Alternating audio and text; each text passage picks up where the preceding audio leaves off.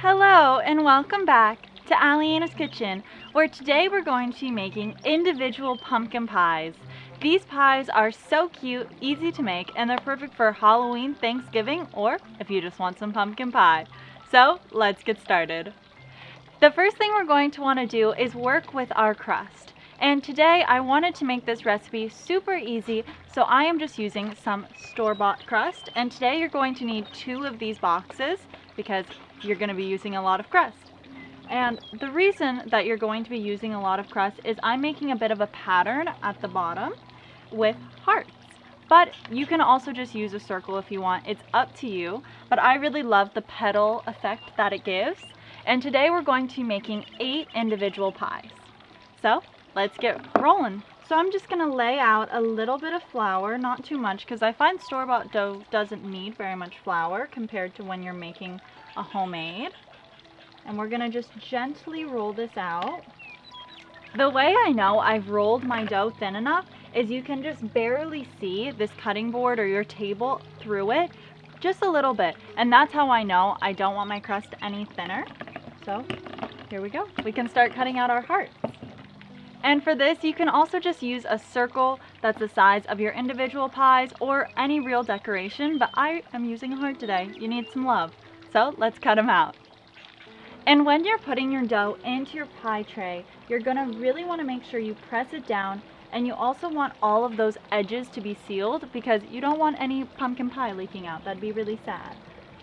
And I really love individual pies, so you can do this with apple pie, pecan pie. I actually made some apple ones the other night and they were delicious, but I personally love this pumpkin, especially it's pumpkin season.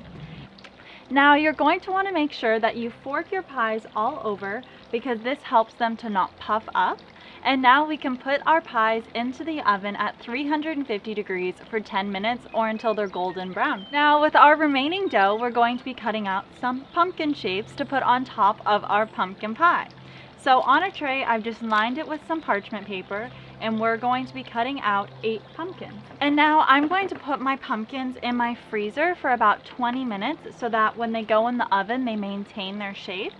And then you can put them in the oven until they're golden brown, which is about 8 minutes. Now this last step is optional, but I like to do it, so I'm taking a little bit of coarse sugar and just sprinkling it over my pumpkins. Now we can start making our pumpkin pie. So in a just big bowl, I'm going to be adding in my sugars. So today I have a half a cup of brown sugar, as well as a half a cup of granulated sugar. And to that, we're going to be adding our eggs. So today I have 3 eggs that we can just crack in. Now that we have our 3 eggs in, we can add in our pumpkin. So today I have a 15-ounce can of pumpkin, and one thing I really want to mention is you want 100% pure pumpkin, not pumpkin pie mix. So this, all that's in it is pumpkin, and so that's what we want. Ooh, that was loud. And we can put it all in. And now you can whisk this all together until everything is combined. Now we can add in our seasonings. So the first thing I have is 1 teaspoon of cinnamon, 1 teaspoon of ginger, a 4th teaspoon of nutmeg, and an 1/8 teaspoon of ground cloves. As well as we're going to be adding in 1 tablespoon of cornstarch. Ooh, let's get all that in. And I'll be right back, I forgot something. Okay, I forgot my salt and pepper. So today I'm just adding in about a 1/4 teaspoon of salt, as well as, this is optional, but I really like adding in a little bit of pepper. Gives a really nice little punch. And now we can mix it all together. And adding in all these spices, you can just smell them. I get that smell of ginger and cinnamon, which I just love because I think that's what makes a pumpkin pie. So now we can add in our final ingredients. So today I have 1 cup of heavy cream I'm going to be adding in. Okay, there we go. As well as a 1/4 cup of whole milk. And now we can just mix this all together and our pie is done. Well, except for baking it. Don't forget that part. That part's important. Now we can put our pumpkin pie in our crust. So for me, I find it takes about a scoop and a half or a ladle and a half. Now we can put our pies in the oven at 350 degrees for about 25 to 30 minutes. And one way I know they're done is there's still a little bit of a wobble in the middle of our pies. So look out for that. Let's put them in the oven. If you find that your pies are getting a little bit too brown on top, just take a piece of tin foil and cover your pies. And here we have our finished adorable little pumpkin pie. And for me, I put a little bit of whipped cream on it because you can't have pumpkin pie without whipped cream in my opinion.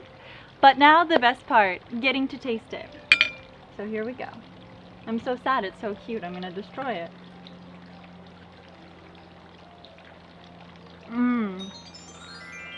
So good. The spices from the pumpkin pie taste amazing with that little bit of whipped cream on top. And I will say, Pillsbury makes some really good crust. Can't lie about it. So, I absolutely love this. I might make this for Thanksgiving this year. Let everyone have their own little pumpkin pie. And also, if you like desserts, there should be a playlist right over here or over here of all of my desserts. So, go check it out. Thanks guys so much for watching, and I hope to see you next week. See ya. I'm gonna go off and eat all of this now.